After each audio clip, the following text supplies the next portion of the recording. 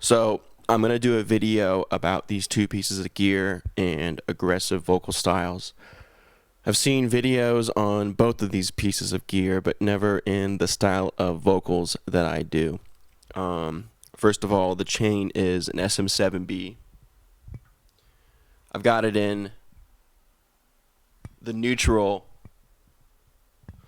position. I used to use the low cut on it quite a bit, but I don't do that anymore. So this chain is set up like this. We have the let me explain the equipment first. We have the TG microphone cassette by Chandler Limited, and then we have the Distressor by Empirical Labs. Distressor, very, very famous piece of gear. I got this Distressor before ever even trying the plugin, and let me tell you something. It's quite a bit different than the plugin. So the chain, I have it set up. This module and this module are connected, and this is on a separate circuit. So I have it going into the TG2 preamp, into the curve bender, and then from there the output goes into the input of the Distressor, and the output of the Distressor goes into the input of the TG1 Opto. And then this goes into my interface, which is a Prism Sound Lyra 2.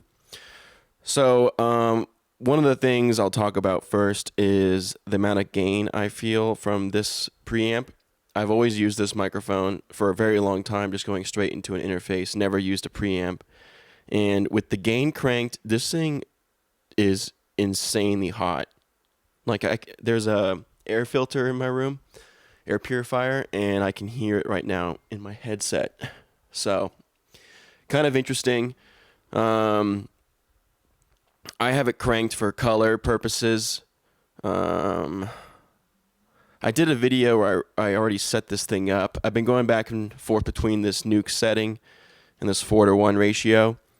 I quite like the nuke setting for death metal vocals, which is mainly what I do. And that was mainly inspired by Josh Stroder from Nail the Mix when he was mixing Signs of the Swarm. He said he wanted to see all these lights light up. On the curve bender, I have most of the EQs in subtractive points. This one right here says presence, but it's set at 500. I'm doing a bit of a cut.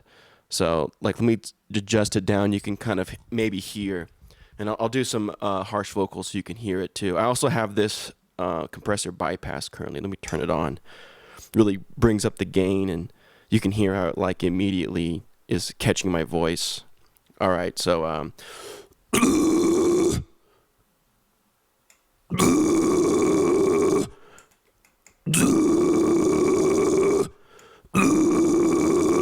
just sounds better at the 500. Now these trebles, they sound really good when I turn them up. Like you can already hear like a lot more snappiness in my voice, but I feel like it's too much. I'd rather boost this in post. And just right now, this is almost like kind of a trigger. This EQ is almost like a pre-compressor curve in a way. I'm also doing a bit of the rumble filter as well. So like, let me show you the nuke setting, or the 4:1 compared to the nuke. I'll bypass the optos so you can really hear it too.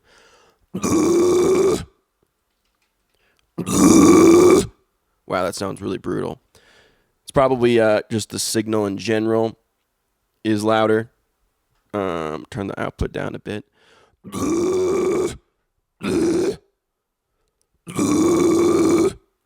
So another thing I'll say too is when I turn the Opto on, there's no threshold to the Opto. It's kind of a fixed ratio type of deal. So this output right here actually controls the threshold, or how much gain reduction I'm doing. So if I don't want a lot, I can turn it down a lot, you know, and you can adjust the output and whatnot from there. But I like a lot of gain reduction on vocals especially. So we're doing 14 plus 16. That's a lot of gain reduction. So I did a video about this recently, but I didn't actually go through the whole thing. I'm not really sure how this demonstration really is. I feel like it was very basic. I didn't really demonstrate many of the features. It's more so how it sounds with more harsh vocals.